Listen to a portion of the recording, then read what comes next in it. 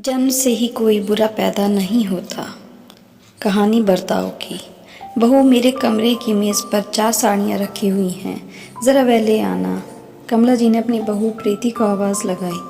प्रीति की साड़ी लाने के बाद, कमला जी, ये ले मीना, ये साड़ियाँ तेरे लिए ही निकाल कर रखी थी कब से।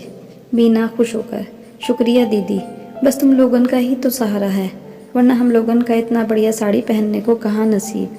फिर मीना ने साड़ी को किनारे रखते हुए कहा, कहो दीदी, कौन कौन सी सब्जियां दे दूं? कमला जी, आज तो तू बड़े दिनों के बाद आई। मेरे बेटे की भी शादी हो गई है, तेरी मिठाई और शगुन बाकी रहा, कल परसों दे दूंगी। अब जो भी सब्जियां हैं तेरे पास, सब 1-1 किलो तोल दे। ये सारी बात पीछे खड़ी प्रीति सुन लेती है और वह कहती है, मम्मी जी ज़रा आइए अंदर, कुछ काम है। कमला जी मीना को ठहरने को कहकर अंदर प्रीति के पास चली जाती हैं। प्रीति, मम्मी जी, एक सब्जी वाली से इतना मेल मिलाप अच्छा नहीं। पता है, हमारे मोहल्ले में ऐसे ही एक नौकर ने, जो अपने मालिक के यहाँ पिछले 15 सालों से काम कर रहा था, कुछ पैसों के लिए अपने मालिक को ही मरवा डाला था। ये गरीब लोग भरोसे के लायक ही नहीं होते।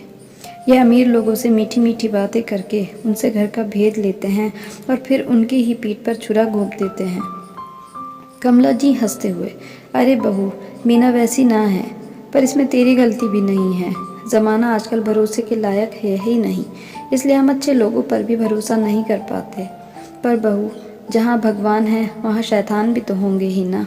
ये तो हम पर है, हम कैसे, कितना और किस पर विश्वास करें। प्रीति, मम्मी जी, ये सब्ज़ी वाली अच्छी ही है, इसका आपको कैसे पता?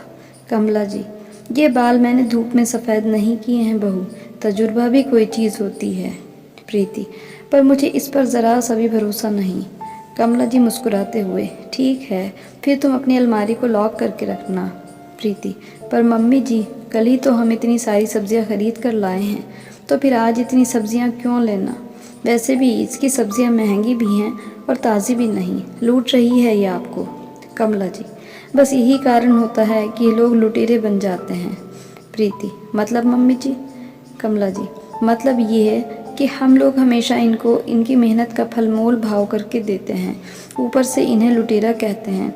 हम कल बाजार जाकर भीड़ में धक्के खाकर गर्मी और धूल में पस्त होकर जो सब्जियां ले आए, ये वह घर बैठे ही दे रही है, तो वे बाजार से कुछ तो ज़्यादा लेंगे ना। हाँ, पर हमारे 2 पैसे ज़्यादा गए, हमें बस वह दिखेंगे।